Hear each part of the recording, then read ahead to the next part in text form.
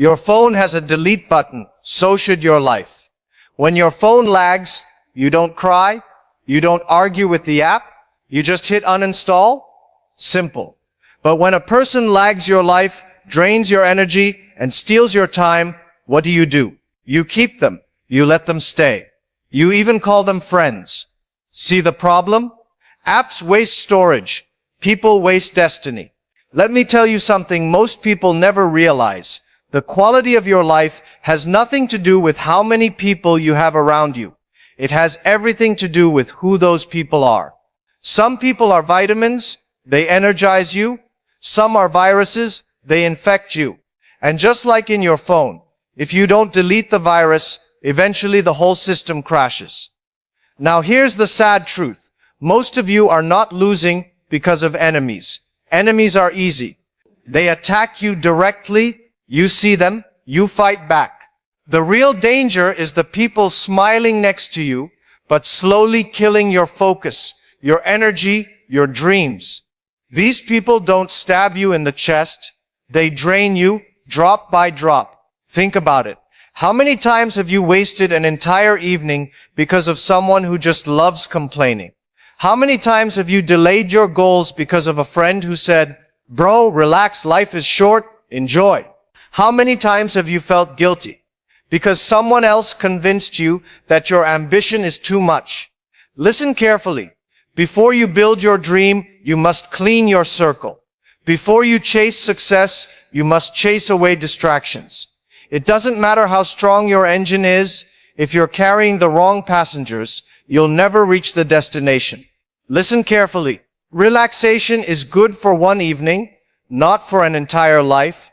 Some of you are relaxing at 20, and you'll still be relaxing at 40, with the same broke friends, same cheap tea, and the same stories about how life is unfair.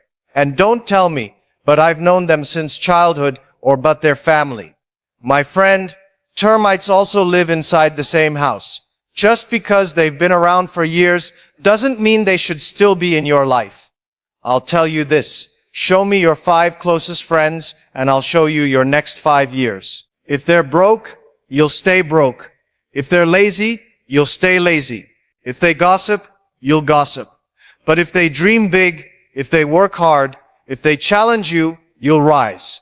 So the first step is not working harder, it's deleting smarter. Some of you need less motivation and more uninstallation.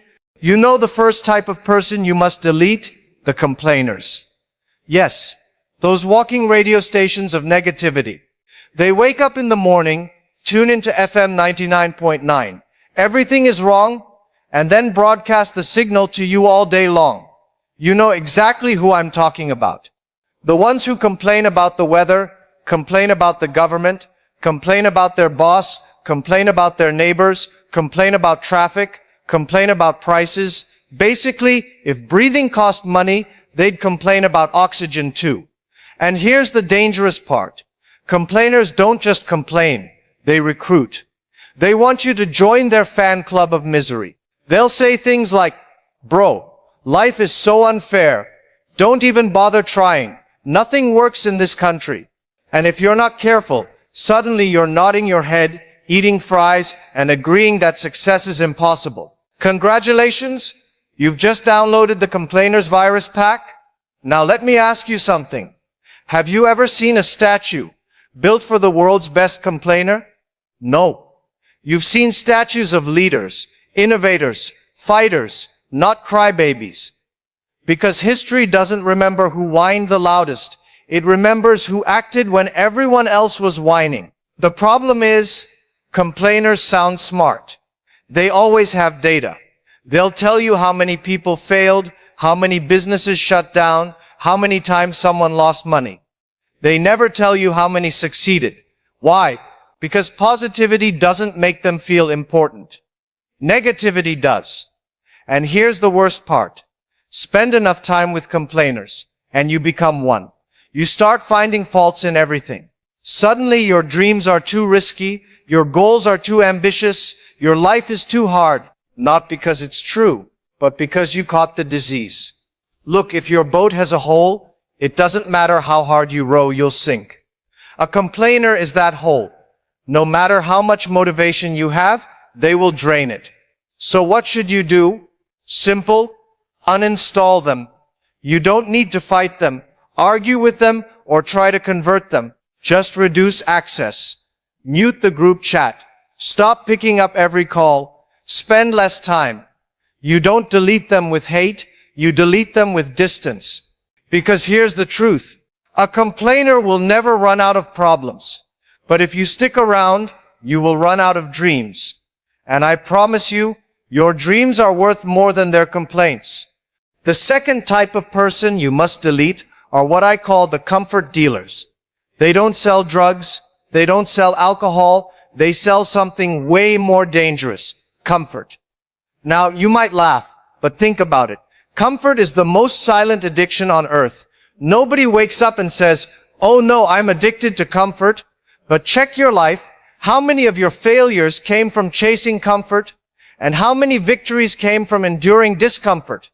These comfort dealers are sneaky. They're often your friends, your cousins, maybe even your coworkers. And their product sounds innocent. They'll say things like, "Relax, bro. You've worked enough. Life is short. Why are you always so serious? Just chill for one night. Skip the gym today. Let's eat pizza. One day won't kill you." But here's the problem. It's never just one day. One day becomes 1 week. 1 week becomes 1 month. And then you look in the mirror 3 years later, wondering why your dreams are still in the draft folder, while your belly has reached the final version. Let me give you an example. Imagine you finally get the courage to start your side hustle. You tell yourself, "Tonight I'll work on it." You sit down, open your laptop, and then your comfort dealer friend calls. "Bro, let's play PUBG." Or the deadliest line, "Come on, just this once." And boom, you're gone. 1 hour wasted, 2 hours gone. Suddenly it's midnight, and you're telling yourself, "I'll start tomorrow." But tomorrow is just a polite way of saying never. See, comfort dealers are dangerous because they make laziness look fun. They're the life of the party. They're funny, they're always smiling, they always have a new plan to waste time.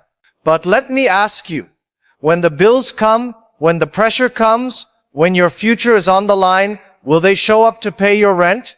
No. They'll just say, "Chill, bro. Things will work out." Now here's the truth nobody wants to hear. Success lives on the other side of discomfort. Waking up at 5 a.m. is uncomfortable. Saving money when everyone else is partying is uncomfortable. Saying no to friends is uncomfortable. Working hard while others are chilling is uncomfortable. But that's where the rewards are. If you surround yourself with comfort dealers, you'll never build the muscles for success. It's like hanging out with people who eat dessert for breakfast, lunch, and dinner. At first it's sweet, then it's poison, and here's the trick, they'll make you feel guilty for working hard. They'll say things like, "Oh, you've changed, you're boring now. You don't hang out with us anymore." And because you don't want to lose them, you slow yourself down. Let me tell you, this is emotional blackmail disguised as friendship. I'll give you a line you should never forget. You don't lose friends when you grow. You lose people who were never your friends in the first place. Real friends clap when you hustle. Fake friends laugh when you hustle. So what should you do with comfort dealers? Same thing you do with spam emails. You don't open them, you don't reply, you don't argue, you just hit delete quietly, politely, no drama. Because if you let them keep sending messages into your life, eventually you'll click, and one click is enough to infect your future. At the end of the day, remember this. You can either live like a warrior or like a tourist. Warriors embrace discomfort. Tourists live for comfort. And I promise you, tourists take pictures, but warriors make history. The third type of person you must delete, and trust me, this one is the most dangerous, are the dream killers. Now, let me be clear. A dream killer doesn't always walk around with a knife shouting, "I will destroy your dream." No, they're much smarter than that. They kill your dream with a smile, with a joke, with one simple sentence that looks innocent but hits like poison. Here's how they operate. You tell them your plan. You say, I'm starting a business. They don't say, that's amazing. Go for it. They say, really? Do you even know how risky that is? Translation, please stay average with me. You say, I want to lose weight. I'm going to the gym. They say, come on, bro. Don't become one of those fitness freaks. Translation, I feel lazy, so let me drag you down with me. You say, I'm studying late. I want to get ahead. They say, why are you wasting your youth? Enjoy, man. Enjoy. Translation, if you succeed, my excuses will look stupid. Do you see the trick? They don't attack your dream directly. They wrap their poison in humor, in concern, in fake wisdom. And if you're not strong, you'll start doubting yourself. Now here's the scary part. Dream killers are often the people closest to you. Family, friends, people you actually love. And that makes them even harder to delete. Because when a stranger says you can't do it, you laugh. But when your cousin, your best friend, your parent says it, you start to believe it. Let me give you an example. Imagine Thomas Edison's friends when he said, I'm going to invent the light bulb. I bet at least one of them laughed and said, bro, stick to candles. Imagine the Wright brothers saying, we're going to fly. Someone must have said, you can't even pay rent and you want to fly like birds? If they had listened, you'd still be traveling by donkey. Here's the truth. Every big dream sounds stupid at first. That's why dream killers are so dangerous, because their words sound logical when your dream is fragile. And most people quit not because they're weak, but because someone close to them convinced them it wasn't possible. Now, I'm not saying cut everyone off. You can love people and still keep them away from your dreams. You don't need to announce your vision to everyone. Sometimes silence is your best protection. Work in the dark. Let your results speak in the light. Because dream killers can't argue with success. But for the ones who constantly pull you down, constantly make you doubt yourself, you have only two options. Delete them or distance yourself. If you can't delete, create a firewall. Share less, protect your energy. Because your dream is like a newborn baby, fragile. And you don't hand a newborn baby to someone who drops everything they touch. Listen carefully.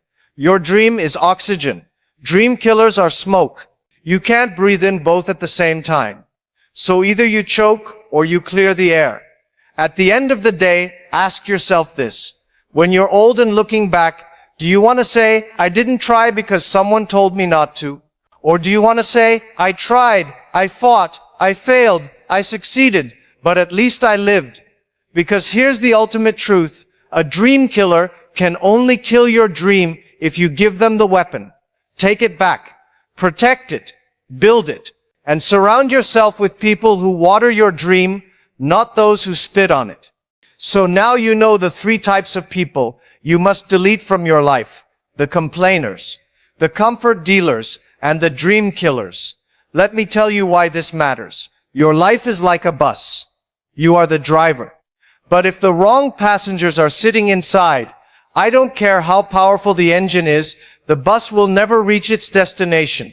You'll run out of fuel. You'll lose speed, and you'll crash before you even see the highway. Some of you right now are blaming yourself, saying, I'm not disciplined. I'm not motivated.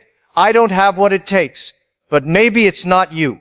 Maybe it's your passengers. Maybe you've been carrying complainers in the back seat, yelling how bad the road is. Maybe you've been carrying comfort dealers, begging for snack stops every 10 minutes. Maybe you've been carrying dream killers, screaming, turn back. This road is impossible. And because of them, you've been driving in circles. My friend, the solution is not to buy a new bus. The solution is to open the door and say, please get off. Because when the wrong people leave, the right energy enters. Think about it. Your phone runs smoother after you delete junk files. Your laptop runs faster after you remove viruses. Your room looks bigger when you throw out garbage. So why do you think your life will be any different?